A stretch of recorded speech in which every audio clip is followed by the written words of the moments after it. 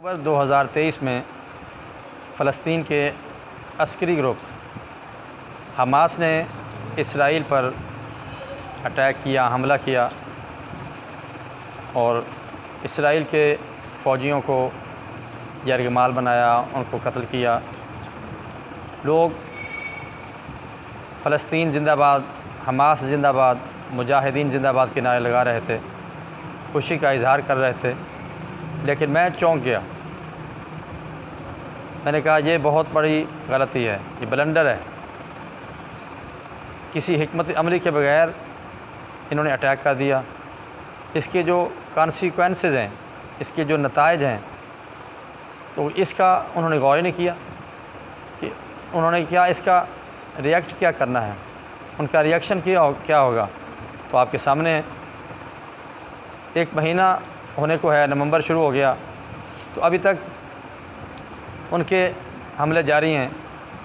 हज़ारों, 10,000 से भी ज़्यादा फ़लस्तीनियों को शहीद कर दिया गया और कई हज़ारों की तादाद में लोग अपाहज, क्रिपल, अनफिट और माजूर हो गए। तो ये उनके सामने नतीजा नहीं था। ये कहाँ की अक्लमंदी है। तो ऐसा जिहाद की इस्लाम इजाज़त नहीं देता। जिहाद इबादत है, कुफ़ार के ख़िलाफ़ जिहाद करना चाहिए, लेकिन ऐसी नादानी नहीं करनी चाहिए हिकमत अमली के बगैर। नबी अकरम सल्लल्लाहु अलैहि वसल्लम ने जब मदीना तशरीफ़ लाए तो मिसाक मदीना का मुआहदा हुआ, ये ट्रीटी साइन किया आपने पीस और अमन के लिए। सुलह हुदैबिया, ये भी पीस और अमन के लिए आपने ट्रीटी साइन किया कुफ़ार मुशरिकीन के साथ, हिकमत अमली के साथ। आप जिहाद भी करते रहे, साथ साथ मुआहदे भी आप करते रहे अमन के लिए, पीस के लिए, अमन वाश्ती के लिए। तो यहाँ इन्होंने ये बहुत बड़ी गलती की है। पहले इनके आबा व अजदाद ने गलती की थी कि यहूदियों को अपनी सरज़मीन पर ठिकाना दिया, उनको उनके हाथ ज़मीनें अपनी बेचीं, ज़मीनें फ़रोख्त की, ज़री रकबे फ़रोख्त किए, अपने बागात पैसों के लालच में आके फ़रोख्त किए। अब उन्होंने गलती की थी, अब इन्होंने बड़ी गलती कर दी। तो ऐसा नहीं होना चाहिए, हिकमत अमली के साथ साथ चलना चाहिए। इसराइल पूरी दुनिया में ये एक स्टेट है यरूशलेम में, फ़लस्तीन में। तो इसराइल जो है ये 1948 को बना। इससे पहले आप देख लें कि यहूदी हज़रत याकूब अलैहिस्सलाम यानी इसराइल की औलाद हैं। तो इसराइल का माना है अल्लाह का बंदा। तो हज़रत याकूब अलैहिस्सलाम का ये नाम है, लक़ब है। तो उनकी औलाद पूरे इस खित्ते में फैली, यरूशलेम में, फ़लस्तीन में, मिस्र में, शाम में, और इसी तरह अरब का सारा इलाका आपकी औलाद फैली। तो ये यहूदी जो हैं, ईसाई तो इनको फ़लस्तीन में दाखिले की इजाज़त भी नहीं देते थे।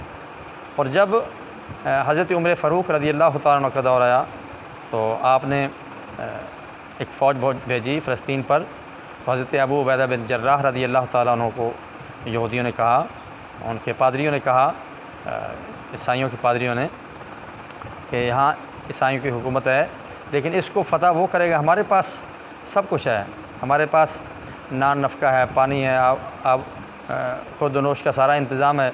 तो आप जितनी देर मर्ज़ी आप मुहासरा कर लें, इसको फ़तह नहीं कर सकते।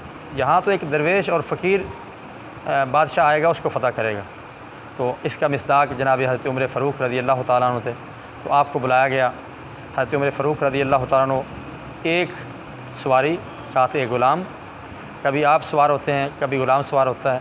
जब आप उधर तशरीफ़ लाए तो ये मंज़र था, किस शान से उम्मत का इमाम आया है, खुद तो पैदल है, सवारी पे ग़ुलाम आया है। तो आपने कपड़े भी वही फटे, वही पैमद लगे हुए पहने हुए थे। तो अबू उबैदा बिन जर्राह रज़ियल्लाहु तआला ने कहा, ये बड़ा महज़्ज़ब इलाका है, बड़े मुतमद्दिन लोग हैं, बड़ा लोग अच्छे कपड़े पहनते हैं, यहाँ खाना पीना अच्छा है, तो आप अच्छे कपड़े पहन लें, फिर उनके सामने पेश हों। तो आपने फरमाया, अबू उबैदा बिन जर्राह, अफ़सोस है तुम पर, मुझे हमें इस्लाम ने इज़्ज़त दी है, कपड़ों ने इज़्ज़त नहीं दी। अल्लाह के रसूल ने हमें इज़्ज़त दी है, इस्लाम की वजह से हमें इज़्ज़त हासिल है। तो मैं यही कपड़े पहन के उनके सामने जाऊँगा। उन्होंने जब देखा, उन्होंने चाबियाँ थमा दी। और उस वक़्त यहूदियों को परमिशन के बग़ैर उन्होंने तो कहा था आप इनको आने ना दें, यहूदी इधर आ ही नहीं सकते। तो आपने फरमाया नहीं, ऐसा नहीं, यहूदी भी आएंगे, ईसाई भी आएंगे, मुसलमान भी आएंगे।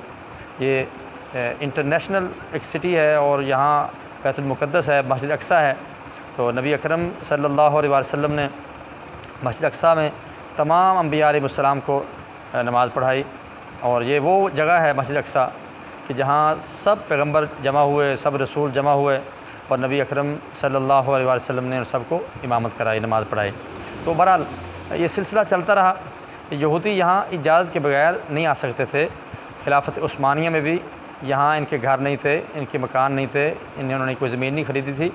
जब 20वीं सदी आई और बरतानिया का यहाँ तसल्लुत हुआ यरूशलेम में, फ़लस्तीन के इलाक़ा में, तो उन्होंने यहाँ यहूदियों को बसाना शुरू कर दिया। यहाँ यहूदियों ने ज़मीनें ख़रीदी फ़लस्तीनियों से और ज़रख़ेज़ ज़मीनें, बागात, और यहाँ समुंदर के साथ उन्होंने जगह ख़रीदी और इस तरह दरियाओं के साथ जगह ज़री रकबा उन्होंने ख़रीदा और बहुत सारे रकबे पर ये काबिज़ हो गए।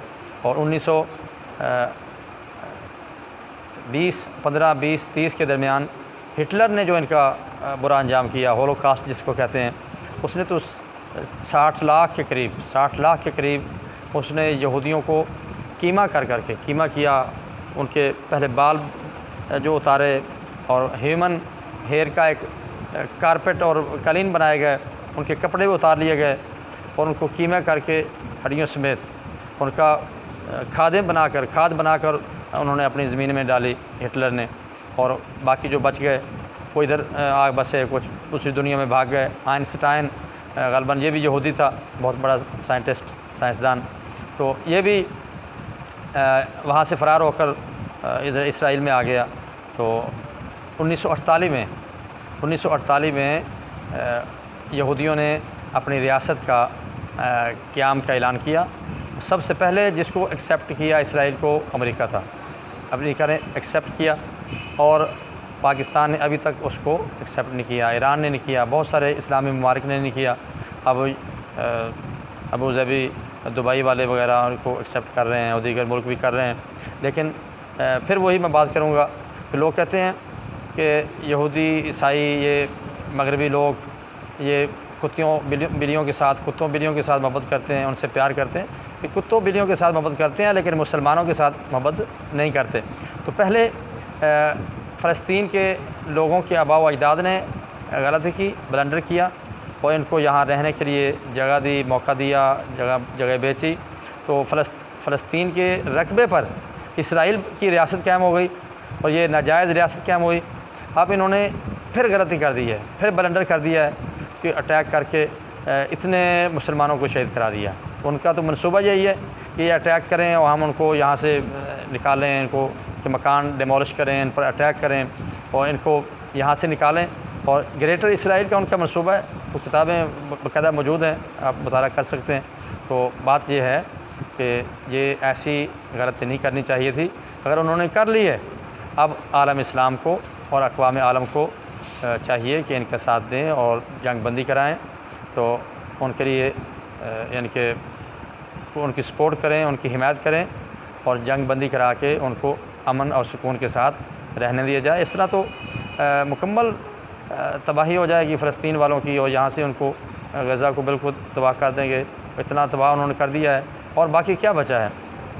तो आलम इस्लाम को और अक़वाम आलम को चाहिए कि फ़लस्तीन का साथ दें और जंग बंदी कराएँ और इसराइल को यहाँ से दूर नहीं कर सकते, पहले तो दूर करना चाहिए, उनका नाजायज़ रियासत है उनकी, तो दूर नहीं कर सकते तो कम अज़ कम जंग बंदी कराएँ और